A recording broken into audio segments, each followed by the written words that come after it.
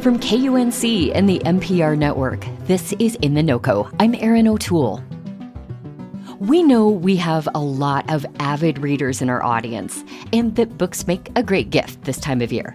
So this December, we're presenting our first ever In The NoCo Holiday Book Club. Each week, we'll revisit a conversation with one of the most interesting authors we spoke with in 2024. We're kicking things off today with Denver author and barbecue historian Adrian Miller and his recent book, Black Smoke: African Americans and the United States of Barbecue. This conversation is about one particular barbecue legend featured in the book, a man named Columbus B. Hill. Hill was a pivotal figure in Colorado's culinary history. He was a Black man originally from Missouri, and he was possibly the most popular barbecue chef in Denver in the late 1800s. He served his food to thousands of people at massive public gatherings.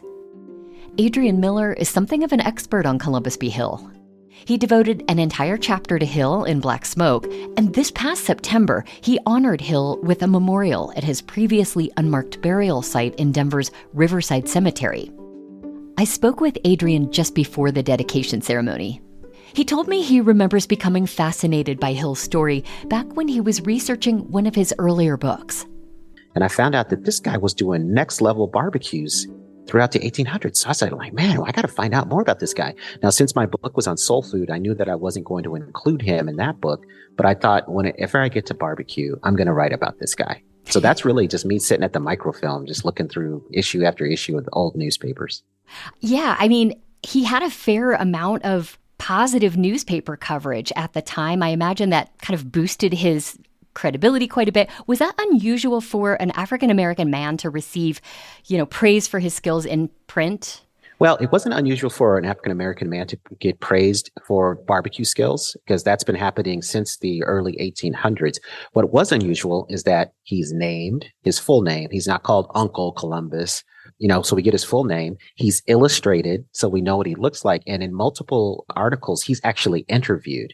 So that was highly unusual for an African-American of that time period, because usually they were just, a colored man or a Negro man made this barbecue, and that's pretty much all you find out.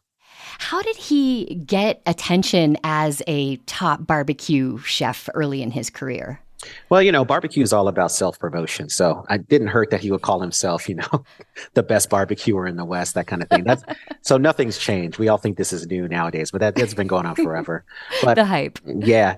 But, he got asked to host to run some serious barbecues and for thousands of people. So July 4th, 1890, when the cornerstone was being laid for the Colorado State Capitol, he does a barbecue for 25,000 people right in front of the state capitol. Wow. Give us a sense of what would have been on the menu for a barbecue like this. What kind of food was being served and how much? So they were doing all kinds of meats. So typically you would have beef, lamb, and pork. But he also added some Southern specialties. So even things called possum. You ever heard of a possum? I mean, the things that are creeping around in the backyard at night? Yeah. So yeah, he would even have possum served. And so typically those would be the meats. And then in addition to that, it would just be bread and coffee, maybe some pickles and some other things, but there weren't a lot of side dishes. So the meat was the show. And then if it was in the summer, there would be a lemonade. So as additional beverage. So we're talking, 10,000, 25,000 gallons. Wow. Of drinks, 200 whole cattle being barbecued, like 200 pigs, just the scale of the barbecue was just immense. Yeah, just huge. Well, let's talk briefly about the Independence Day barbecue that you mentioned at the Colorado State Capitol. There was a lot of food being prepared. There were something like 300 waiters to serve the guests. Typically for these barbecues, they were massive community affairs. And back in the day, the barbecue was free. So you would have notable citizens that would pay for everything and just provide it. So there was speeches by the governor, the mayor, and politicians, everything like that. People smell all that good barbecue happening. And then it was just a free-for-all. Well, let's talk about another time that people, I think rightfully, kind of flipped out because there wasn't enough barbecue. And this happened in 1898. Right. So surprise, surprise, the future of the stock show was very much in doubt. So some notable citizens in Denver said, hey, you know what? Let's have a VIP barbecue, really just, roll out the red carpet, show these folks a good time, and then Denver will keep the stock show for years to come. So they decided to have this VIP barbecue, attended for 3,000 people. But word got out in Lodo, what we call Lodo now, lower downtown, which was a seedy element. And so as word spread, 30,000 people show up that day. Oh. And this is in January, right? January in 1898, when they had the stock show. 30,000 people show up for this barbecue. And there's clearly not enough food to go around. People are smelling it. There's a clamoring. Then somebody gets the bright idea. Hey, maybe if we just give out free beer from Zang Brewery, that would chill people out. Now, you could tell, possibly go wrong? Exactly. So there's a full-on riot as people just bum rush the cooks and get as much barbecue as they can. The governor of Colorado, the mayor of Denver get on a grandstand with a bullhorn trying to chill people out. People throw food at them and chase them off the grandstand.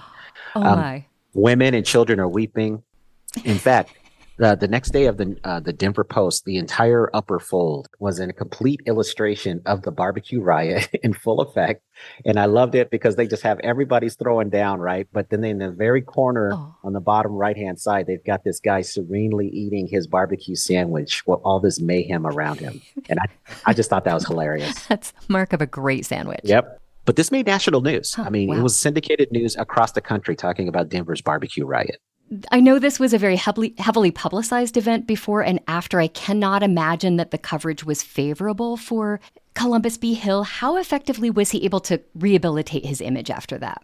Well, there's a thing. If you're a good cook and if your food speaks for you, you're usually going to make a comeback. Eventually, he does start doing barbecues again for a number of smaller events in the community. Mm-hmm. And then I think his last big event is in the late 1900s, like the early 1900s. He is put on a train to Seattle and he does a barbecue for the Atlantic Fleet, which was making its way around the Panama Canal. And it's a display of America's naval power. But the fact that his reputation was so good that he was still put on a train and brought to Seattle for this.